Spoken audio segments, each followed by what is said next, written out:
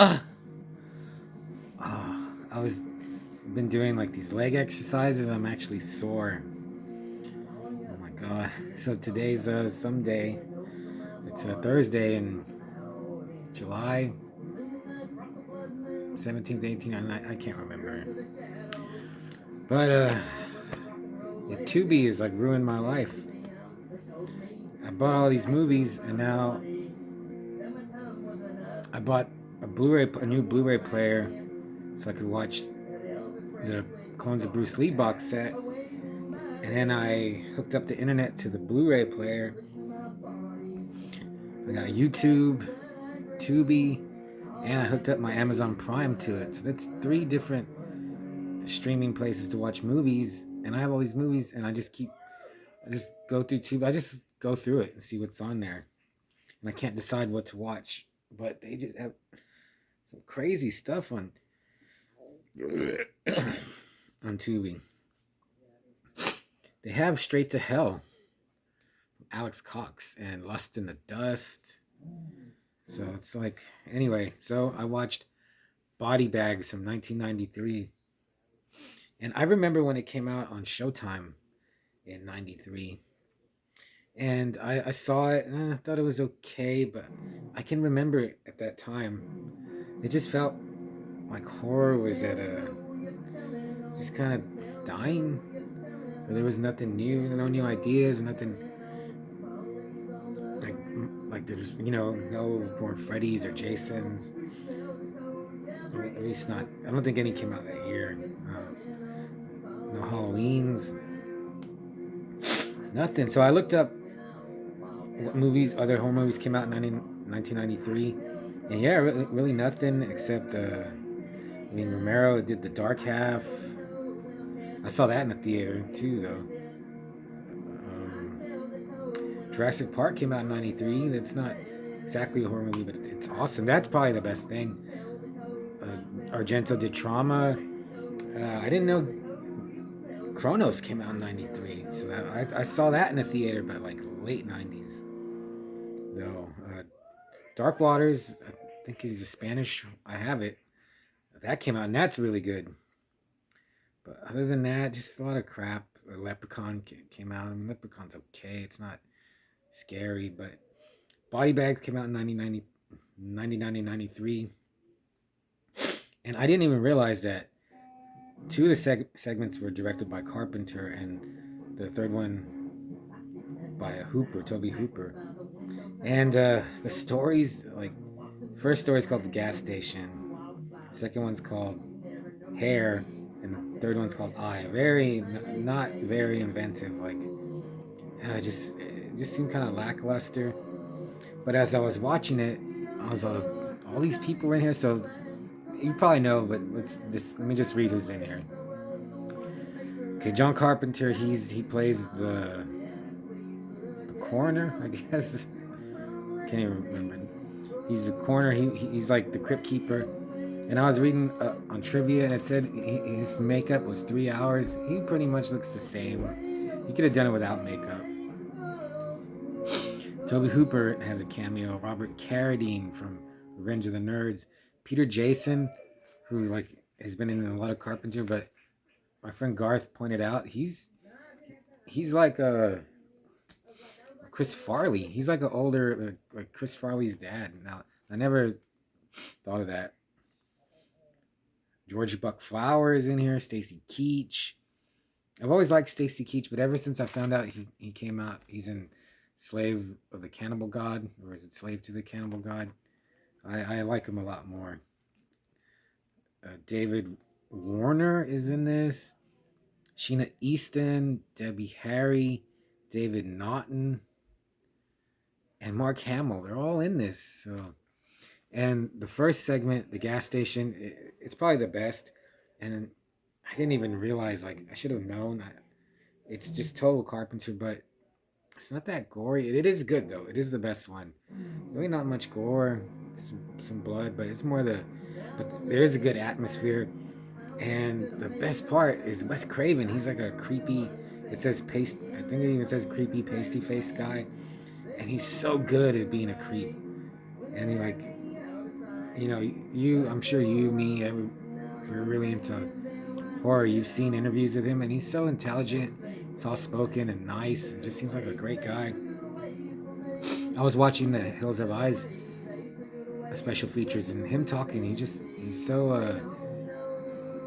I can't even think of the word, like the way he expresses himself, just seems he's great, and and here he's so bad. He's not even bad. I don't think he just gives off this creeper vibe, and that's like my favorite part when he comes in. When he came on, I was like, because I remember I didn't even. I don't think I even knew that was Wes Craven in '93. He just looks so like drunk and disheveled a little. And he hits on the girl. So yeah, should see that the segment for Wes alone. But then like Robert Carradine is the other attendant. Oh yeah, and then Sam Raimi makes a cameo in this, and then David Naughton. You know, I always like him because of American Werewolf in London. So yeah, the gas station is good. And then the second one, I remember like again when it came out on cable, I was like, this isn't horror. This is like goofy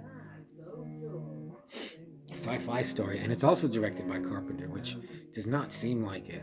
But Stacy Keach is really good, and he's pretty funny. And what it is when I always thought it was so dumb, but now watching it, I was like, that's really weird. I don't want to ruin it. You probably know what it is, but I don't want to say. And this one, Sheena Easton plays his wife or girlfriend, and then Debbie Harry was the nurse for David Warner. And I even remember thinking, like, man, Debbie Harry was like, she's a rocker, and she's been in like real movies. And then this is like the best she can, like, with her name, this is like the best she could get back in '93. She still looked great though. And I remember like I wasn't even good at like if I saw an actor like recognizing him, like I knew it was her back then. Third story, The Eye. It's got Mark Hamill, and yeah, '93. That's like 10 years after Star Wars ended, and I always wondered forever, like I was like, why did Harrison Ford become like a megastar, and Mark Hamill just pretty much fell into obscurity. Like again, as I was watching this one now, I was like, yeah, they could have gotten anyone to play this. I mean, I'm glad that he's in it. I mean, I like him. The few movies he's been in, like all I can think of, The Guyver, and then like Jay and Silent Bob Strike Back. Oh, and there's one other. I can't remember the name, but I have like two other movies with him that I can't remember the names of. But anyway, so he's a baseball player, and he gets into a car accident, stabs out his eye, and it's just like Body Parts, where Jeff Fahey gets the arm of a killer, Hamill gets the eye of a killer that had been executed, and he's seeing like I guess past victims and having these visions, and he's like kind of turning into the killer.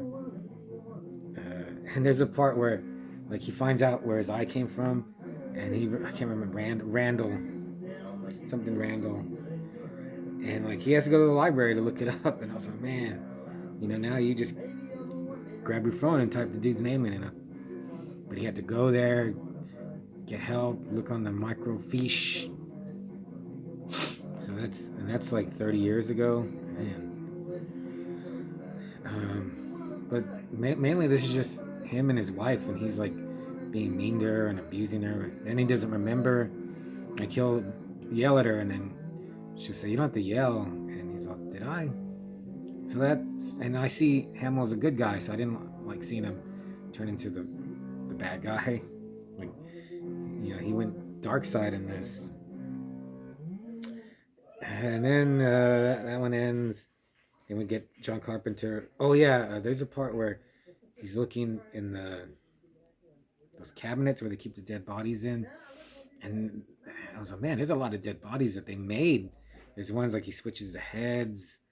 I was like, man, the special effects are good, but again, it's pretty dry. It's not much gore. You see like some slightly mutilated faces. In the hair one, there's nothing. no gore at all.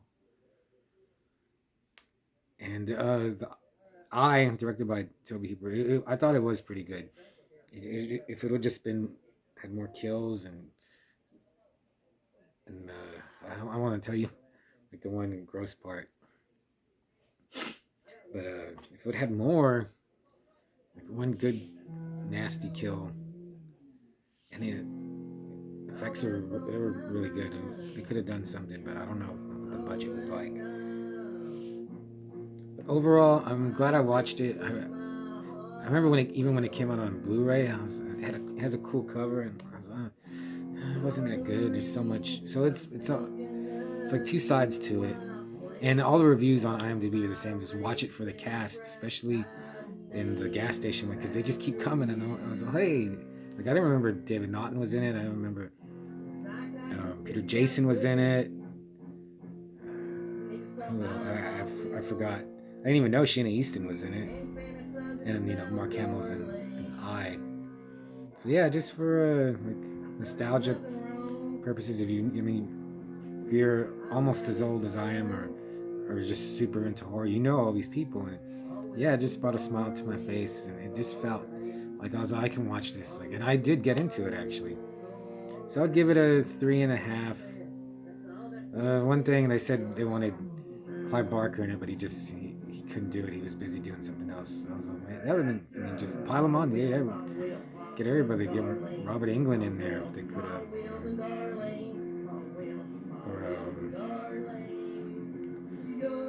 Or Kane. I was trying to Kane Hodder. So yeah, if you haven't seen Bodybags, I would say yeah, it's on Tubi. Just don't expect fountains of gore and severed limbs or a decap. Oh yeah, I also wanted to mention this is 1993. Richard Lehman was still alive. Joe Lansdale was writing some great books. Jack Ketchum was around as a man. They didn't tap into these well springs of horror with like I can see Lehman or all three of them writing any of these except maybe Hair. I guess Lansdale would probably be the best for that one.